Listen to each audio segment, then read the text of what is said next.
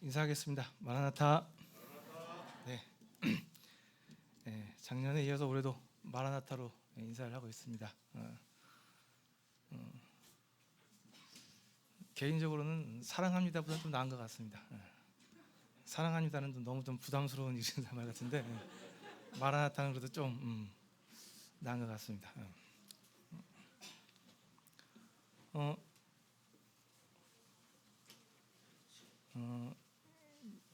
새해가 밝은 지 이제 두 번째 주일이 되었습니다. 교회가 이제 새해를 맞이하면서 새로운 비전을 하나님께 구했고, 요한계시록 2장 4절에 있는 처음 사랑을 회복하라라는 말씀으로 말씀해 주셨습니다.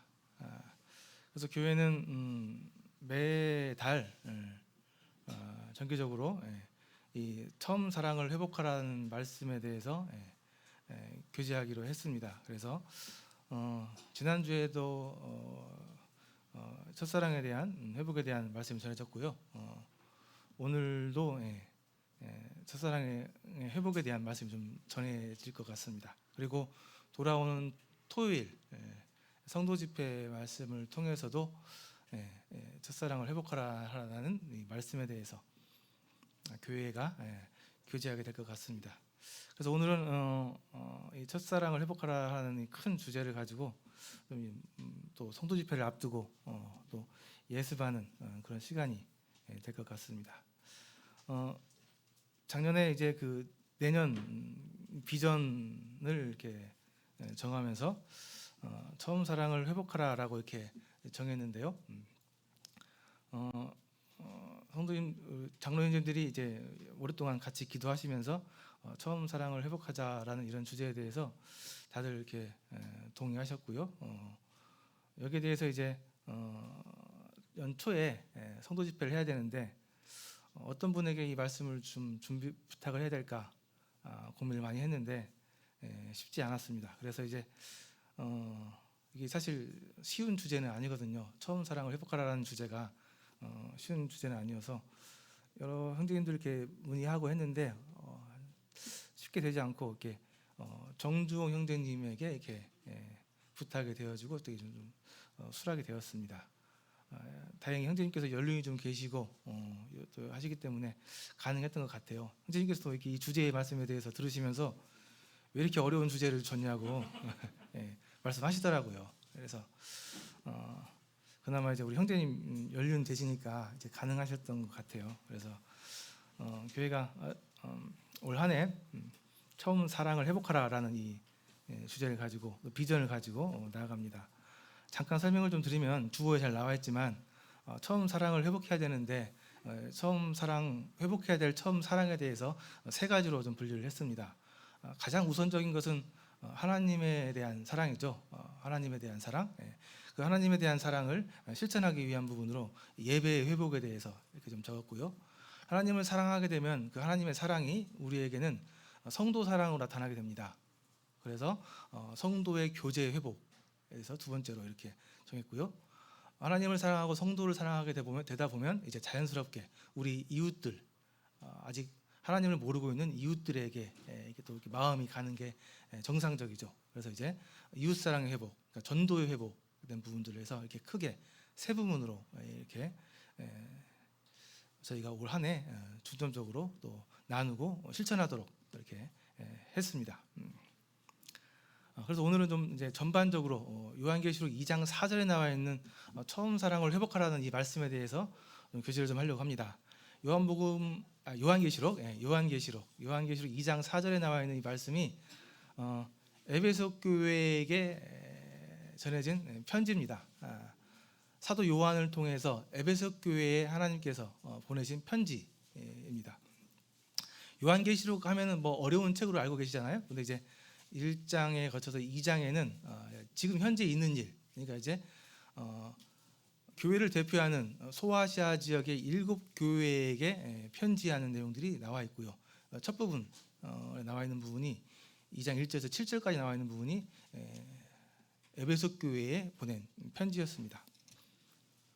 이 편지 내용을 좀 잘 이해하기 위해서 이 배경들을 좀 아실 필요가 있습니다. 그래서 좀 잠깐 좀 말씀을 좀 드릴 거예요. 예. 지도에 보시면 이 소아시아 지역이라고 하는데요. 지금 터키 동부 지역이죠. 네, 동부 지역입니다.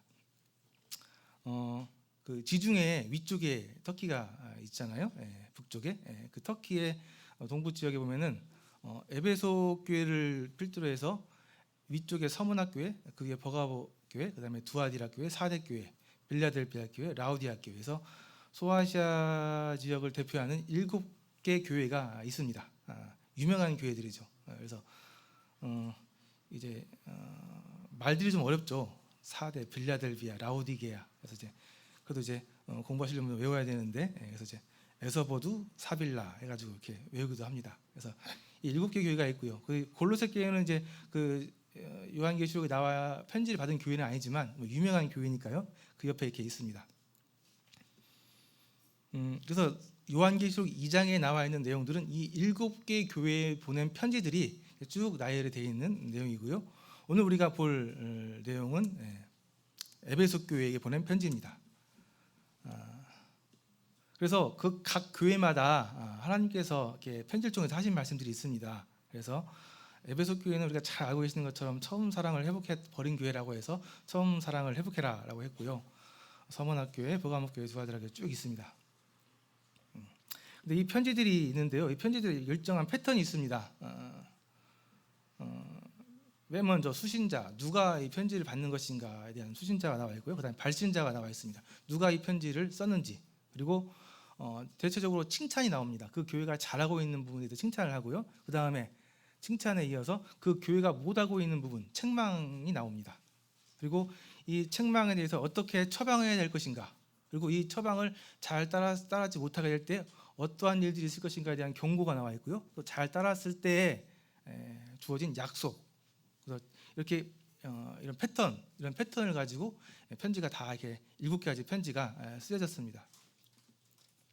그래서 이 요한계시록에 나와 있는 이 7개 교회는 뭐 학자별로 각 시대별로 각 시대의 교회를 대표하는 모습이다라고 얘기하시는 분도 있고요. 7가지 종류의 교회를, 다양한 교회 중에 7가지 종류의 교회를 상징적으로 나타낸다 얘기하시는 분들도 계십니다. 그러나 확실한 것은 각 교회에게 오늘날 우리 교회에게 해주신 말씀인 것은 부인할 수 없는 부분입니다.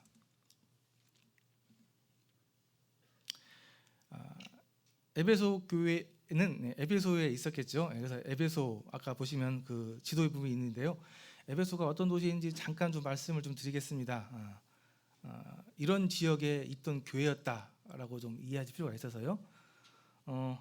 에베소는 소아시아 지역에 있는, 아까 그 터키 동부 지역을 소아시아 지역이라고 이렇게 통칭해서 부릅니다. 소아시아 지역에 있는 로마의 큰 항구 도시로서 상업과 종교의 중심지였습니다. 그러니까 항구 도시다 보니까요, 상업이 굉장히 발달할 수밖에 없었던 도시였고요. 이 에베소에는 그 유명한 신전이 있는데 아데미 신전이라고 하는 아주 유명한 신전이 있습니다. 그래서 이 아데미 신전을 기준으로 해서 필두로 해서 많은 이 순례자들이 왔다 갔다 하는 종교의 중심지이기도 했습니다. 소아시아 지역의 수도였고요. 그 당시 로마죠, 로마. 그다음에 저기 이집트에 있는 알렉산드리아, 그리고 수리아 지역에 있는 안디옥과 함께 그 당시 4대 도시 중에 들어가는 아주 큰 도시 중에 하나였습니다. 아시아 무역 종착지로서 많은 배들이 정착할 수 있었던 자연적인 항구가 있었고요. 그 유적지를 살펴보면은 약 2만 5천 명을 수용할 수 있을 만한 거대한 극장, 목욕탕, 도서관, 아고라 시장 등 또 잘 포장된 도로들이 있었던 그 유적지를 봐서 아마 아주 굉장히 거대한, 잘 번화된 도시였던 것으로 보입니다. 바울 당시에는 그 항구로서의 그 기능을 상실했습니다. 그 강에서 내려오던 그 토사들이 쌓여가지고요, 더 이상 그 토사 때문에 항구로서의 기능을 상실하고 그 좀 이동을 하게 됩니다. 남쪽으로 좀 이동을 하게 돼가지고 언덕 지역으로 이동을 하게 돼서 상업보다는, 항구보다는 이제 종교 중심적인 도시로 좀 이렇게 바뀌는 그런 일들도 있었습니다. 그러니까 이 에베소 교회는 굉장히 큰 역사를 가지고 있는 교회인데 이 도시가 한번 옮겨진 걸 경험한 교회예요. 중심지가 옮겨진 걸 경험한 교회입니다. 그렇기 때문에 이 에베소 교회에 경고하실 때 내가 촛대를 옮기겠다, 그러니까 교회를 옮기겠다 한 말에 대해서 이 에베소 사람들은 잘 이해할 수 있었어요. 이게 옮기는 게 무엇인지. 아까 말씀드린 것처럼 세계 7대 불가사의 중에 하나인 그 아데미 신전이 있었던 곳입니다. 그래서 이 아데미 신전에 많은 관광객과 순례자들이 이렇게 왔다 갔다 하면서 숙박업, 기념품을 파는 상점들이 발달할 수 있었던 도시였습니다. 그러니까 굉장히 큰 도시, 또 상업적으로, 종교적으로 굉장히 발달된 도시였습니다.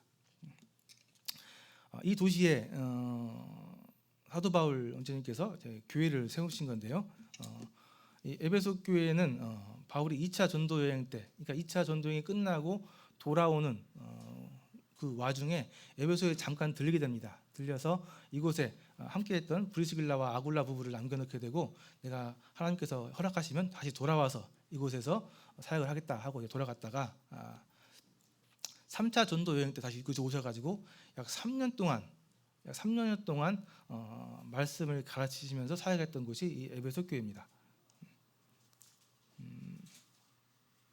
두란노 서원이라고 잘 알고 계시죠? 유명한 그 서원. 거의 뭐 2년 7, 8개월 생각하는데요. 사도 바울 원장님께서 그곳에서 많은 제자들을 키워냈죠. 말씀으로 많이 가르쳤습니다. 그러니까 그 당시 때 그 키워진 그 교육받은 제자들이 이제 그 에베소 지역을 필두로 해서 여러 그 지역에, 그 주변 지역에 나가서 복음을 전했고, 그래서 많은 교회들이 세워지게 되는 일들을 한 곳이 이 에베소가 되고 에베소 교회의 일들이었습니다.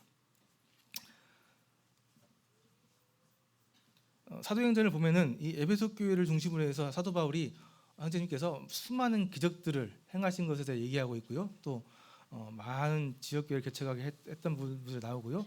또 3차 전도 여행을 마치고 이렇게 복귀하시는 길에는 이제 잡히시러 가시는 그 마지막 그 여정 중에서도 이 밀레도에서 에베소 교회 장로들을 불러가지고 마지막으로 이렇게 고별 설교를 했던, 유명한 설교했던 그러한 연결이 있는 교회입니다.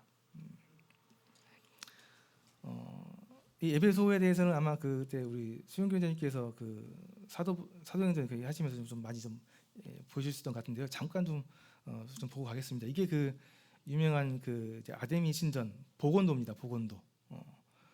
이제 지금 그걸 복원해 보니까 가로 길이가 137m, 세로가 69m, 높이가 18m 정도 되는 그런 거대한 신전이었다고 합니다. 그러니까 그 그리스에 유명한 파르테논 신전이라고 있거든요. 그거에 한 2배 정도 되는 규모의. 그래서 이게 7대 불가사리에 들어가는 이유 중에 이유가 이렇게 거대한 것을 도대체 어떻게 사람 손으로 지을 수 있었느냐, 이해가 안 된다. 그래서 이제 불가사리에 들어가게 되는 그러한 신전이었습니다. 지금은 이제 이렇게 폐허만 남아 있고 딱 기둥 하나 달랑 남아 있는 상황이라고 합니다. 이 신전에서 많은 사제들이 이렇게 종교 일을 했고요. 근데 참 안타깝게도 이 신전은 참 타락한 신전이었습니다. 많은 여사제, 남사제들이 있었는데요. 이들에게 종교 의식은 성관계를 갖는 게 종교 의식이었습니다. 그러니까 많은 순례자들이 와가지고 복 받는다고 이곳에서 한 일이 성관계를 맺는, 세아제들과 신녀들과 성관계를 맺는 그런 좀 타락한 그런 모습이었고요. 그렇기 때문에 이 에베소라는 지역이 굉장히 성적으로 문란한 지역일 수밖에 없었던 그런 상황이었습니다. 더군다나 이곳에서는 이 많은 순례객들이 이렇게 헌금을 했는데요. 그러다 보니까 엄청난 부가 쌓였던 곳으로 또 유명합니다. 그래서 때로는 로마의 황제들이 이곳에서 돈을 빌려가기도 할 정도로 굉장히 많은 돈이 모이는 그런 지역이었고요. 그런 일들을 했던 게 이 아데미 신전이었습니다. 그래서 이런 타락하고 이런 종교적인 이런 도시에서 하나님을 전한다는 게 참 쉬운 일이 아니었겠죠. 그래서 특별히 하나님께서 사도 바울 형제님께 그런 권능을 이렇게 허락하셔가지고 많은 기적들을 베푸시게 하셨고요. 오랫동안 이곳에서 또 복음을 전하게 하셨습니다. 이게 그 이제 아데미 신입니다. 여신이죠. 예. 그리스 신화에 보면 아르테미스 신이라는 곳이 있는데 이 신과 동일하게 보는 사람도 있는데 그렇지 않다고 합니다. 이 그리스 아르테미 신은 사냥과 관련된 신이고요. 이 에베소의 아데미 신은 다산과 풍요를 상징하는 신입니다. 그래서 많이 낳는 다산과 풍요를 상징하다 보니까 이런 신을 섬기다 보니까 이 종교 의식이라는 게 다산을 상징하는 성관계라는 것도 이렇게 이어질 수밖에 없었던 부분입니다.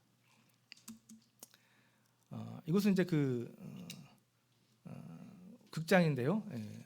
2만 5천 명을 수용할 수 있을 정도로의 아주 규모가 있는 극장이었다고 합니다. 가신 분들은 뭐 많이 보고 오셨다고 하는데 이 규모만 뛰어난 게 아니라 이 구조도 과학적으로 굉장히 뛰어나서 이 중간에서 한 사람이 이렇게 얘기를 하게 되면은 마이크가 없이도 저 멀리까지 다 또렷하게 말소리가 들렸다고 하잖아요. 그래서 규모뿐만 아니라 이런 이제 기술적인 부분도 굉장히 발달했던 도시로 보입니다. 사도행전에 보면 이제 그 아데미 신상을 만들어서 팔던 사람 데메드리오라는 사람이 있었는데 사도 바울 형제님께서 복음을 전하면서 이 아데미 이런 종교가 좀 안 좋아지고 신상이 안 팔리기 시작하면서 이 소유를 일으켰잖아요. 그래서 여기 이 극장에 모여가지고 크로도 아데미 이렇게 막 외쳤던 그 장소가 여기 이 극장이 되겠습니다. 에베소 교회가 또 많이 힘들었던 것 중에 하나가 이 황제 숭배였습니다. 그 당시 때 이제 로마의 황제들은 자신이 이제 죽고 난 이후에 황제로 이렇게 하면서 자신을 이렇게 섬길 것에 대해 얘기를 했는데 이 당시 때 도미티아누스라는 이 황제가 있었는데요. 이 황제는 좀 더 뛰어서 보통 다른 황제들은 죽은 이후에 이게 신으로 이렇게 신격화 됐는데 이 사람은 살아있을 때도 자기 신이라고 이렇게 하면서 여기가 이제 도미티아누스 신전의 유적입니다. 그래서 이곳에 유적에 신전을 만들어 놓고 여기에 자기를 이렇게 경배하라고 시켰던 왕입니다. 그 당시 때 뭐 신들이 너무 흔했기 때문에요. 어떤 다른 한 신을 섬기는 게 그렇게 어려운 일은 아니었습니다. 신이 워낙 많기 때문에 그랬는데 그럼에도 불구하고 우리 기독교는 이 그리스도교는 예수님을 믿는 그리스도인들은 유일신 사상이잖아요. 하나님만 신이잖아요. 그래서 다른 신을 섬긴다는 게 굉장히 교리적으로 불가능한 일이기 때문에 이런 황제 숭배 때문에 많은 핍박을 받았던 것도 사실입니다. 남아있는 그 에베소 유적지 중에 가장 아름다운 건물이라고 하는데요, 셀수스 도서관이라고 합니다. 이것도 아마 세계 3대 도서관 중에 하나라고 합니다. 굉장히 많은 책을 보였던 도서관으로 보이고요. 또 이 책들을 보관하기 위해서 이런 여러 구조들이 과학적으로 잘 짜져 있었던 그런 도서관으로 보입니다. 사도 바울이 이 에베소에서 복음을 전하면서 많은 이방 종교의 책들이 불살라졌죠. 사도행전에 보면 나오잖아요. 그래서 이제 은으로 5만 정도의 그 가치의 책을 불태웠다고 하는데 아마 정말 수많은 책들이 이렇게 불탔던 것으로 보입니다. 하나님의 말씀이 흥황하면서요. 여기는 이제 이거 요한의 무덤입니다. 이 에베소는 교회도 큰 교회였지만 사실 이 교회도 쟁쟁한 우리 그 사도들이 또 선진들이 사역했던 교회입니다. 사도 바울 형제님께서 2년이 넘게 3년 가까이 사역했던 곳이고요.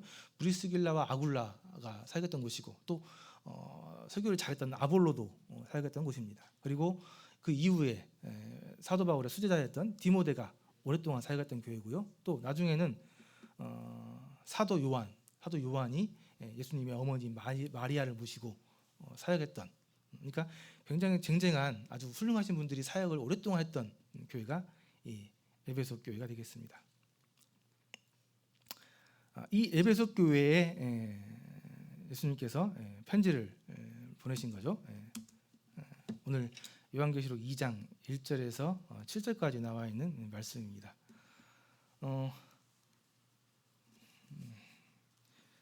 시간이 없어서요. 그냥 넘어가겠습니다. 이 편지를 요약을 하면요. 이렇게 됩니다. 요약을 했는데요. 아까 말씀드린 패턴이 있다고 했잖아요. 그 패턴에서 요약을 하게 되면 수신자는 에베소 교회 사자입니다. 요한계시록 1장에 보면은 이 7별이 나오는데 7별을 교회의 사자라고 얘기했습니다. 그래서 이 사자는 천사나 아니면 교회의 감독들, 장로들을 얘기하는 것 같습니다. 이제 수신자들은 에베소 교회의 사자들이었고요. 발신자는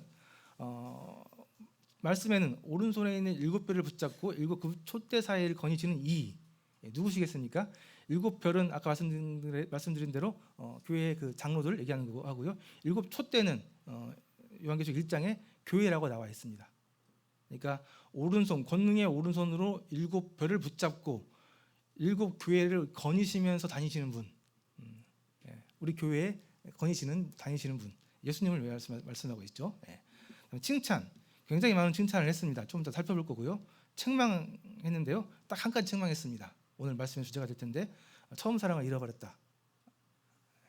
여기에 대한 처방으로 어디서 떨어졌는지를 생각하고 회개해서 처음 회개를 가져라 라고 처방에 대해서 말씀해 주셨습니다. 이렇게 하라고요. 이렇게 했을 때에는 하나님의 낙원에 있는 생명나무 열매를 주어 먹게 하겠다라고 약속해 주셨고요.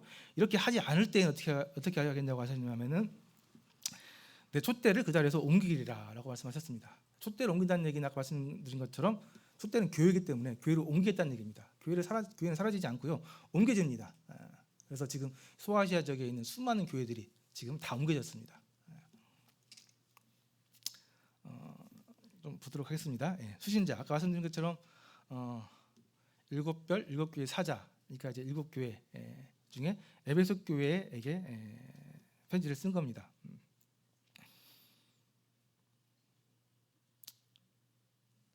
교회의 사자라고 표현되어 있는데요. 계시록 1장 20절에 보니까 7별은 교회라고 했고요. 7교회의 사자라고 했고요. 7별은 또 7 촛대는 7교회라고 정확하게 해석해 주셨습니다. 그러니까 수신자는 에베소 교회 사자, 감독자들에게, 장로들에게, 또 교회에게 대표하는 이렇게 보낸 것으로 보이고요. 발신자는 좀 길게 나와 있는데요. 오른손에 있는 7별을 붙잡고 또 7금 촛대 사이를 거니시는 이가 이르시되, 그러니까 오른손에 있는 7별을 붙잡고 7금 촛대 사이를 거니시는 이 예수님입니다. 그래서 보통 오른손은 이제 권능, 하나님의 권능을 이렇게 상징하는데요. 권능으로, 그분의 권능으로 7별을 붙잡고 있다고 얘기하고 있습니다. 그러니까 예수님을 묘사하시는데 7별을 붙잡고 권능의 오른팔로 7별을 붙잡고 7교회 사이를 거니시는 분, 예수님께서 이렇게 하시는 분이라는 얘기죠. 그래서 교회는 예수님께서 장로들을 통해서 치리하고요. 그분께서 직접 교회를 운행하십니다. 거니시는 거죠.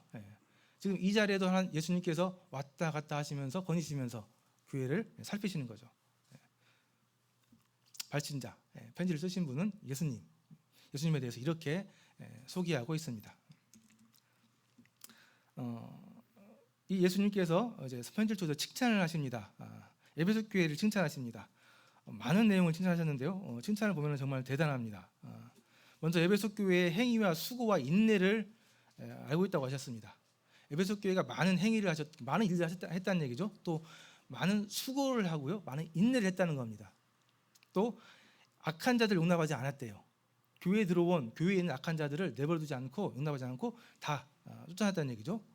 거짓 교사들을 시험에서 드러냈고요. 정말 놀라운 것은 참고 내 이름을 위해서 견디고 부지런했다는 겁니다. 많은 학자들이 이 말씀을 보면서 도대체 이런 교회가 어디 있냐고 얘기합니다. 이렇게 완벽한 교회가 어디 있느냐. 수많은 사역들을 했고요, 수고했고요, 인내했고요, 교회에 들어온 악한 자들을 말씀으로 분별해서 다 쫓아냈고요, 또 거짓 교사들 다 쫓아내서 교회의 진리를 지켰고요. 뿐만 아니라 참고 예수님의 이름을 위해서 견디고 게으르지 아니한 교회, 이런 교회가 정말 어디 있냐고 많이 이렇게 칭찬합니다. 그렇죠? 정말 대단한 교회입니다. 그리고 중요한 것은 이 모든 것을 예수님께서 알고 계시다는 겁니다. 이 교회의 일에 대해서, 교회의 사역에 대해서, 교회의 수고에 대해 인내에 대해서 예수님께서 다 알고 계시다는 얘기입니다. 예수님께서 우리의 모든 것을 알고 계시다는 이 사실이 어떠세요? 힘이 되십니까? 아니면 좀 겁이 나십니까? 근데 이 에베소 교회는 정말 좀 어떻게 보면 자랑스러운 이러한 수고에서 하나님께서 예수님께서 알아주시는 것 때문에 힘이 되는 그런 아주 정말 훌륭한 교회였습니다. 이뿐만 아니라 그 당시 때 굉장히 문제가 됐던 이 니골라당의 행위를 미워해서 그들을 이렇게 쫓아냈다는 것에 대해서도 얘기하고 있습니다. 니골라당 많이 들어보셨죠? 영지주의를 대표하는 무리들을 얘기하는데요. 제가 좀 정리를 좀 했는데요. 그 당시 때 지금도 마찬가지지만 교회를 공격하는 적이 크게 두 부분 나눌 수 있습니다. 내부의 적이 있고 외부의 적이 있어요. 이제 보통 외부는 외부에서 오는 정치적이나 경제적인 사회적으로 우리에게 주어지는 핍박, 뭐 차별, 배척, 또 순교까지 당하는 그런 핍박들이 있죠. 이게 이제 외부에서 교회를 공격하는 적들입니다. 근데 사실 외부의 이 적은 그렇게 무섭지 않습니다. 교회 역사를 쭉 보면은 이런 외부의 적에 대해서는 교회들이 잘 이겨나가 왔고 오히려 교회가 더 똘똘 뭉치게 되는 그런 일들을 했던 것이 외부의 적입니다. 문제는 내부의 적입니다. 내부의 적. 교회가 어렵게 되고 교회가 무너졌던 일들은 다 이 내부의 적에 의해서 무너졌습니다. 이 내부의 적은 크게 두 가지 나눌 수 있는데요. 교회에 들어온 잘못된 이단 사상. 이게 첫 번째 적이고요. 두 번째는 교회 자체적으로 스스로 형식화되고 종교화되고 세속화되는 그런 모습들.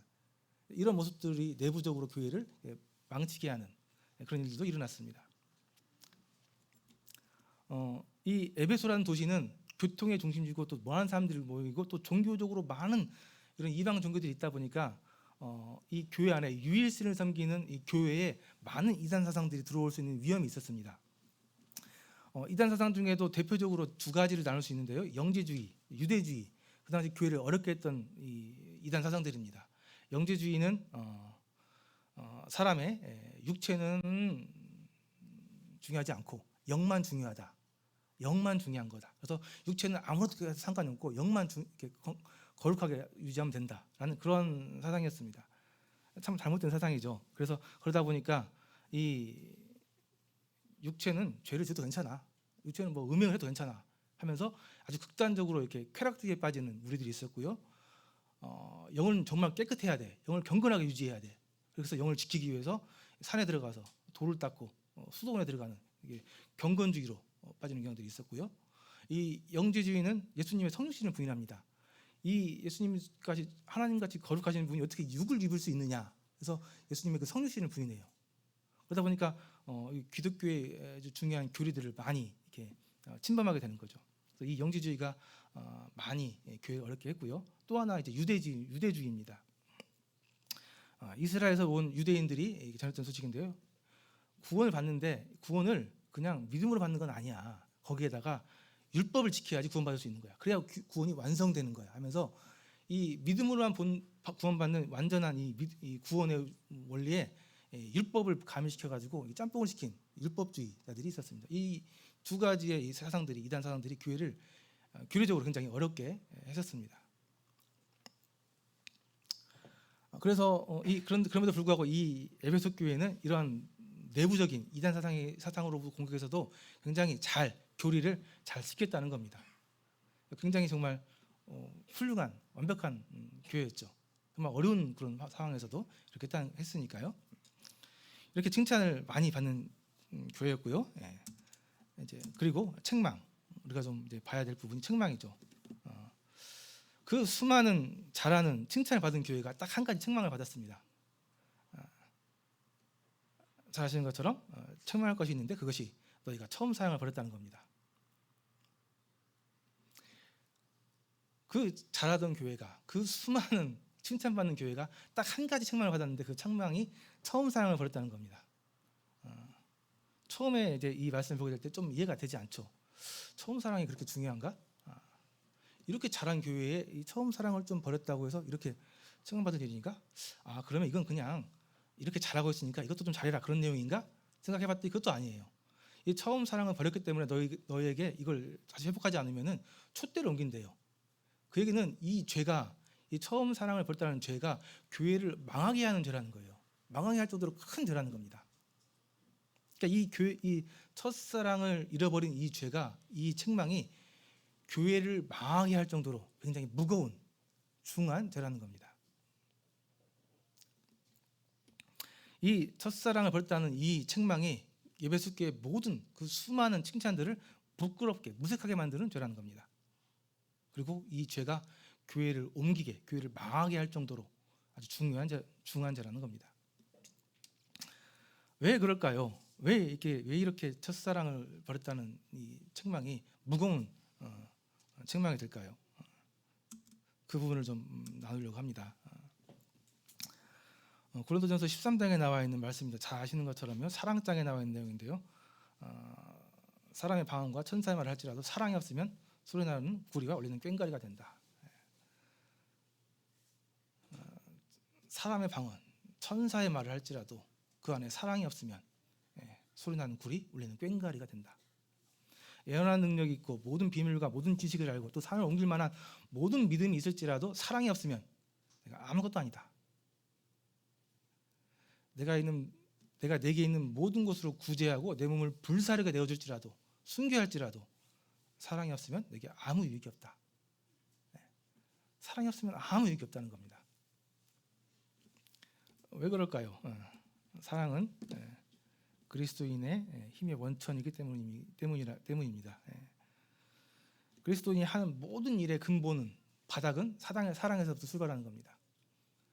사랑으로부터 출발하지 않은 모든 일, 모든 헌신, 이것은 하나님과 상관이 없는 때로는 나를 드러내기 위한 그러한 잘못된 헌신이 될 수 있습니다. 교회를 주택하는 큰 두 축이 있는데 하나는 교리고 하나는 사랑이라고 합니다. 교회가 교리만, 진리만 있어도 되지 않고요, 사랑만 있어도 교회가 되지 않습니다. 이 두 개가 같이, 교리와 사랑이 같이 있어야만 교회가 교회의 모습으로 존재할 수 있고 교회 역할을 감당할 수 있다고 합니다. 그래서 교리가 우리 몸으로 봤을 때 뼈라고 하면은 사랑은 살이라고 표현합니다. 그래서 뼈가 없으면 흐물흐물, 살이 없으면 앙상한 뼈만 남는 거고. 그래서 이 교회를 지탱하는 큰 축, 이 교리, 진리와 사랑이 함께 가야 한다는 겁니다. 왜 사랑이 없으면 그렇게 안 좋은 건지 좀 예발을 좀 보도록 하겠습니다. 잘 아시는 것처럼 향유 부은 여인, 유명한 사건이 있죠. 이 여인은 예수님을 정말 사랑했습니다. 그렇죠? 사랑하게 되면 이렇게 때로는 이렇게 정말 비현실적인 이런 정말 상식적인 일을 하게 됩니다. 그 비싼 것을 깨트려 가지고 그냥 쏟았거든요. 일반 사람들이 보기에는 이것은, 특히 가룟 유다 보기에는 낭비예요, 낭비. 이게 사랑이 있고 없고의 차이입니다. 예수님을 사랑하는 사람들이 하는 일과 사랑이 없는 사람이 보는 차이가 있는 거죠. 잘 알고 있는 탕자의 비유에 보면은 첫째 아들 나오죠. 첫째 아들. 죽었던 아들이 돌아왔습니다. 아버지가 너무 기뻐가지고 죽은 줄 알았던 아들이 돌아와서 아들이 너무 기뻐가지고 잔치를 열었는데 이것에 대해서 첫째 아들 뭐라고 했습니까? 불만이 있었습니다. 기뻐하지 않았어요. 자신을 위해서는 아무것도 안 해주신 분이 왜 정말 나갔다가 망나니 같은 아들 돌아왔는데 왜 그렇게 해주십니까? 아버지의 사랑을, 아버지 자식 사랑을 이해하지 못했어요. 근데 누가 봐도 객관적으로 보면은 첫째 아들이 더 훌륭하죠. 아버지 말씀을 거역한 적이 없습니다. 꾸준히 아버지 밑에서 열심히 일했고요, 충성스럽게 일했던 사람입니다. 근데 사랑이 없었습니다. 사랑이. 아버지의 그 사랑을 이해하지 못했어요. 안타까운 현실이죠. 왜 아버지에 대한 사랑도 마찬가지고 동생에 대한 사랑도 없었습니다. 가끔 이제 집에서 아이들이 싸우는 걸 보게 되는데요. 큰애랑 둘째 아들이랑 싸웁니다. 왜 싸우냐 얘기를 들어보면은 큰아들이 얘기하기를 저는 이것도 하고 저는 이렇게 하고 이렇게 양보도 하고 이렇게 해줬는데 동생은 아무것도 안 했어요. 그래서 막 첫째가 화가 나가지고 막 화를 내면서 동생을 나무라고 있는 거예요. 얘기를 들어보면은 맞죠. 첫째가 잘했어요. 둘째가 잘못한 거예요. 근데 막 싸우면서 동생을 나무라고 있어요. 부모의 마음은 어떻습니까? 좀 사랑하지. 사랑으로 좀 받아주고 좀 더 좀 용서해주고 좀 받아주면 좋잖아. 부모의 마음이잖아요. 근데 누가 봐도 객관적으로 보면은 둘째가 잘못했고 첫째가 잘못한 게 아니거든요. 첫째는 잘했거든요. 근데 아버지 마음에서는 사랑이 없으면 마음이 아픈 거죠. 사랑 없이 이렇게 하는 것은 형제가 아니잖아요.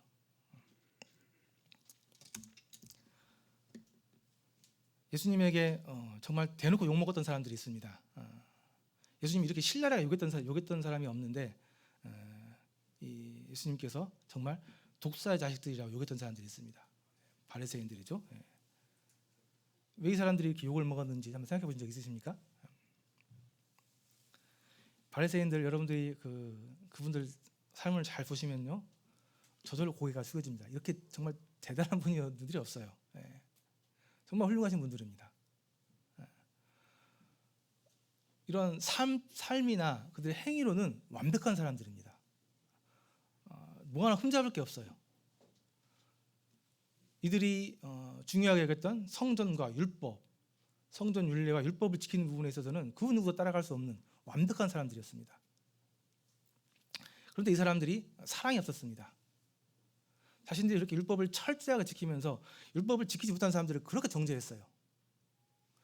율법을 지켜야지, 왜 율법을 안 지키는 거야 하면서 율법을 안 지키는 사람들을 그렇게 정죄하고 나무랐습니다. 그래서 율법 안 지키는 사람들 굉장히 어렵게 했어요. 이렇게 지켜야 한다고 하면서.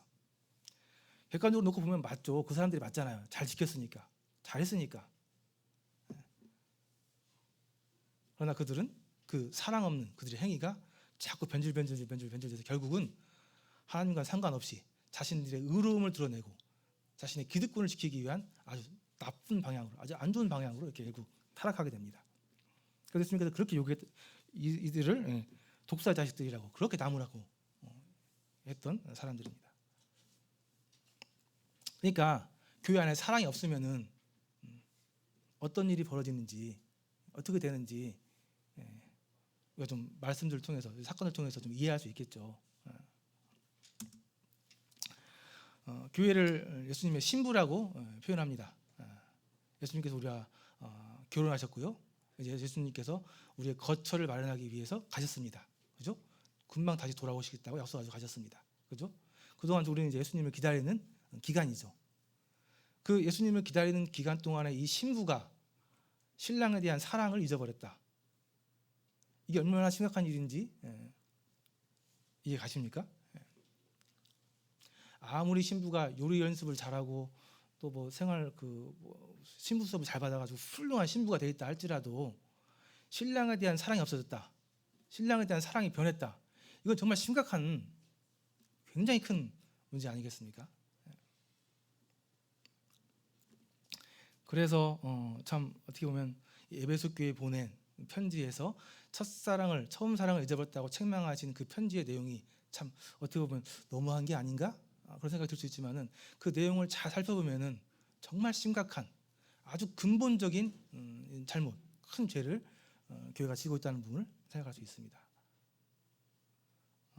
교회가 많은 일을 하다 보면 또 정말 일하다 바쁘다 보면은 정말 우리의 근본된 힘의 원천인 사랑을 잊어버리고 그냥 습관적으로 또 때로는 내 체면을 세우기 위해서 교회 안에서 정말 수많은 일들을 사랑 없이 행할 수 있게 되는 것들이 사실인 것 같습니다. 에베소 교회가 그렇게 했습니다. 그래서 작년에 장로님들과 교제하면서 교회가 정말 많은 일들에 수고하고 헌신하고 많은 일을 감당하고 있음에도 불구하고 뭔가 좀 매너리즘에 빠진 것 같다. 라는 그런 교제를 하신 이유들이 아마 이제 이런 우리의 근본적인 이런 부분들이 아마 영향을 미쳤을 거라고 생각이 됩니다. 그래서 한번 우리는 말씀에 나와 있는 것처럼 생각해 봐야 됩니다. 우리가 하나님의 사랑, 그 처음 사랑을 잊어버린 것은 아닌지, 우리가 하나님의 사랑 없이 그냥 습관적으로 또 그냥 해오던 대로 교회 수많은 일들을 지금 감당하고 있는 건 아닌지 생각해 볼 필요가 있는 거죠. 처음 사랑을 잃은 증상들 10가지를 얘기한 책이 있는데요. 그 책에 내용 내용들 좀 잠깐 살펴보도록 하겠습니다. 처음 사랑을 잃어버리면 나타나는 증상들이 있는데요. 이제 대표적으로 10가지가 있다고 합니다. 첫 번째로 기도 생활이 차가워진대요. 처음 사랑이 없는 사람들이 나타나는 증상 첫 번째, 기도 생활이 차가워진다는 겁니다. 형식적으로 의무적으로 기도를 하긴 하는데 그 기도 내용에 진정한 사랑이 간절하며 뜨거움이 없이 차가워진다는 거죠. 두 번째, 말씀에 대한 갈망을 잃어버린다고 합니다. 말씀 듣는 게 귀찮아지는 거죠. 들었던 말씀 또 듣는 것 같고. 세 번째, 교회 가는 것을 기뻐하지 않는다고 합니다. 코로나 때문에 많이 심해졌죠. 집에서 이제 온라인으로 하는 그런 면에서 이렇게 되니 뭐 전도에 의욕이 있을 수 없죠. 전도에 대한 의욕이 잃게 되고요. 또 우리 일상생활에서도 우리의 생각이, 우리의 마음이 하나님께 머물러 있지 않은 경우들이 많다고 합니다. 일을 하더라도 기쁨이 없이 또 열정이 없이 일하게 된다고 합니다. 하나님께서 기뻐하지 않는 일, 이런 일들에 너무 쉽게 빠져들어서 된다는 거죠. 또 사랑이 없으면 내게 상처 준 사람들을 쉽게 용서하지 못하는 이런 일들도 일어난다고 합니다. 이제 하나님의 말씀을 통한 명령들이 귀찮게 여겨지고 이제 하나님의 눈보다 세상의 눈을 더 의식하게 되는, 세상의 눈치를 더 보게 되는 그런 모습들이 나타난다는 겁니다. 이게 이제 10가지 증상들인데요. 한번 살펴보시고 생각해 보시면 좋겠습니다. 처방입니다. 어떻게 해야 되느냐? 생각하고 회개하고 처음 회개를 가지라고 했습니다. 생각해 봐야 됩니다. 우리 상태가 어떤지, 우리가 어디로부터 이런 문제가 생겼는지, 무엇이 문제인지, 나한테 무슨 죄가 있는지, 아니면 어떤 성도와의 껄끄러운 관계가 있는 것인지 아닌지 생각해 보라는 겁니다. 그리고 회개해야 됩니다. 잘못된 것에 대해서 고쳐야죠. 그리고 행동으로 옮겨서 그것을 이겨내야 됩니다. 요한복음 21장에 보면은 유명한 사건이 하나 나옵니다. 요한복음의 에필로그라고 하는데요. 낙심하고 시리에 빠진 제자들을 예수님께서 회복시키는 사건이 나옵니다.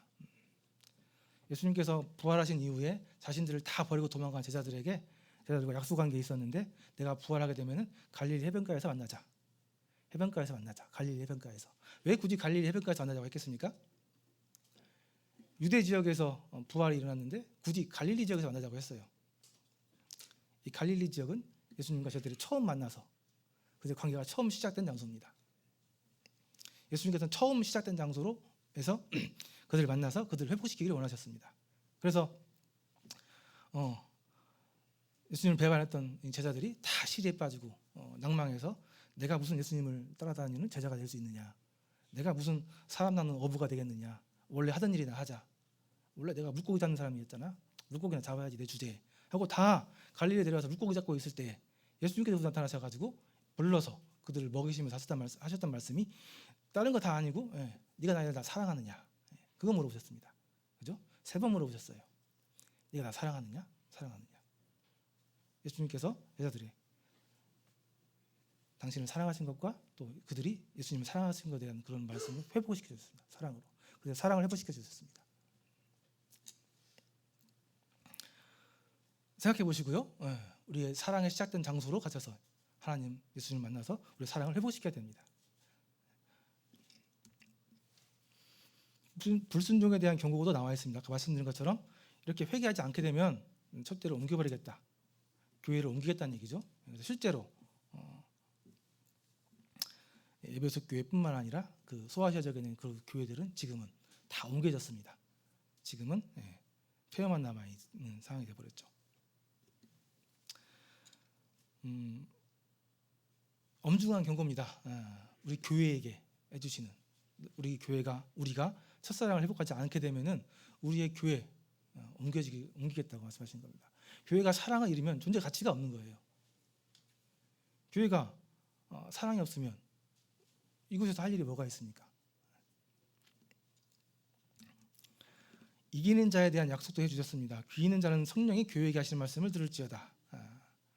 이기는 그에게는 내가 하나님의 낙원에 있는 생명나무의 열매를 주어 먹게 하리라 라고 말씀해 주셨습니다. 귀 있는 자, 좀 더 정확하게 얘기하면 들을 귀 있는 자. 참 똑같은 말씀을 전하지만은 들을 귀 있는 자하고 들을 귀 없는 자는 참 천지 차이입니다. 정말 참 중요한 것 같아요. 말씀은 계속해서 들려지지만 들을 귀 있는 자는 그 말씀을 듣고 생각하고 회개하고 변하지만 들을 귀 없는 사람들은 참 안타깝습니다. 들을 귀 있어서 말씀을 듣고 첫사랑을 회복한 사람들에게는 생명나무의 열매를 먹게 해주셨다고 약속해 주셨습니다. 아담과 하와가 선악과를 따먹고 그 후에 하나님께서 이 생명나무도 먹을까봐 불칼로 지키게 하셨던 그 생명나무 열매를 우리에게 먹게 해주셨다고 약속해 주셨습니다. 이게 첫사랑을 회복한 사람들에게 하나님께서 약속하신 축복입니다. 자, 말씀을 마치도록 하겠습니다. 요한복음 13장에 보면은 예수님께서 제자들에게 새로운 계명을 주셨습니다. 새 계명을 주셨어요. 그전에 많은 계명들이 있었는데요. 예수님께서 특별하게 새로운 계명을 주셨습니다. 새 계명을 너에게 주노니 서로 사랑해라. 내가 너희를 사랑한 것 같이 너희도 서로 사랑해라. 너희가 서로 사랑하면 이로써 모든 사람이 너희가 내 제자인 줄 알리라.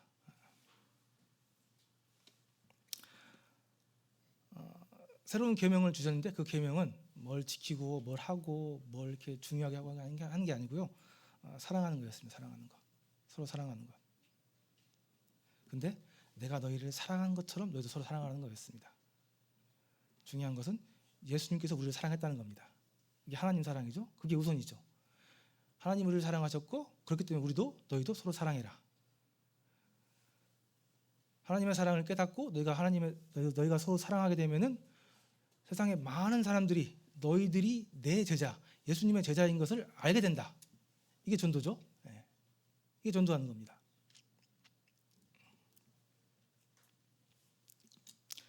교회의 이 땅의 존재의 이유는 하나님의 사랑을 사람들에게 전하는 것입니다. 보여주는 것입니다. 그래서 교회는 사랑을 잃으면 교회로서의 존재 가치가 없는 겁니다. 그래서 교회는 진리와 함께 교리와 함께 사랑을 함께 지키고 갖고 가야 되는 겁니다. 그래서 왜 우리 교회에게 처음 사랑을 회복하라고 하셨는지 성도님들 귀담아 들으시고 생각하시고 또 생각하시는 이후에 회개할 일 있으면 회개하시고 돌이키시면 좋겠습니다. 사랑의 힘은 대단합니다. 옛날에 파워 오브 러브라고 혹시 아세요? 그 유명한 그 팝 가수 셀링 디온의 파워 오브 러브라는 곡이 있었는데 그 제목만 보고 깜짝 놀랐습니다. 사랑의 힘? 사랑의 힘은 대단할 텐데 생각했던 기억이 있는데 사랑은 정말 대단합니다. 사랑을 해보신 분들 알겠지만 사랑을 하게 되면 지치지 않아요. 그죠? 항상 기쁩니다. 때로는 불가능한 일을 하게 해요. 모든 것을 용납하고 참고 견디게 합니다. 때로는 정말 이상한 사람으로 보게 할 정도로 사람을 바꿔갑니다. 사랑의 힘이. 그래서 모든 그리스도인들, 정상적이지 않은 세상 사람들 봤을 때 정상적이지 않은 그리스도인들이 사랑의 힘으로 살아가게 될 때 그게 진짜 그리스도인이고 하나님의 사랑을 세상 사람들에게 보여줄 수 있는 그런 일을 하게 됩니다. 그래서 올 한 해 성도님들 우리 비전, 새로운 비전과 함께 처음 사랑을 회복하는 그런 교회. 그래서 하나님의 약속, 생명나무의 열매를 먹게 해주시게 하겠다는 그 하나님의 약속을 우리가 받을 수 있는 그런 교회가 됐으면 좋겠습니다. 네, 이상으로 마치도록 하겠습니다. 감사합니다.